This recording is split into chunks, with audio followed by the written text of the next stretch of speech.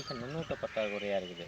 அந்த நுண்ணூட்ட பற்றாக்குறையை எப்படி கண்டுபிடிக்கணும்னா, இலை எல்லாமே மஞ்சளாயிரும். இப்போ மஞ்சள் ஆயிடுச்சு அப்படின்னாக்க வளர்ச்சி குறைஞ்சி சின்ன செடியாக மாறிடும்.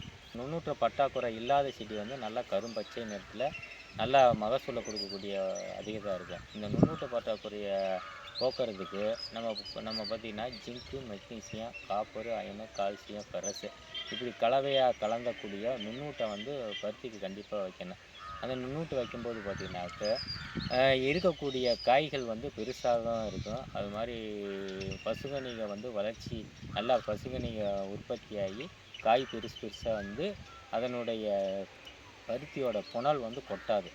அது மட்டும் இல்லாமல் பார்த்தீங்கன்னாக்க அதிகப்படியான நுண்ணூட்ட பற்றாக்குறையினால் பார்த்தீங்கன்னாக்க ரூட் போரர்னு சொல்லக்கூடிய தண்டு துளைப்பான அதிகம் வந்து விழும். அதனால் பார்த்தீங்கன்னா நுண்ணூட்டம் நீங்கள் வந்து பருத்தி வைக்கும்போது நல்லா மகசூல் பெறலாம்.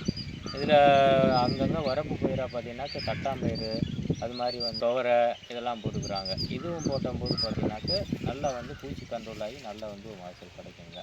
பருத்தி யார் யார் நட்டுருக்கீங்க எல்லா பேரும் பார்த்தீங்கன்னா அசுவினி, தத்துப்பூச்சி, வெள்ளை இதை கண்ட்ரோல் பண்ணுறதுக்கு மஞ்சள் அட்டையும் புழு அட்டையும் ஏக்கருக்கு 10 10 வச்சிங்கனாக்க நல்ல சிறந்த மகசூல் எடுக்கலாமுங்க. நன்றி, வணக்கம்.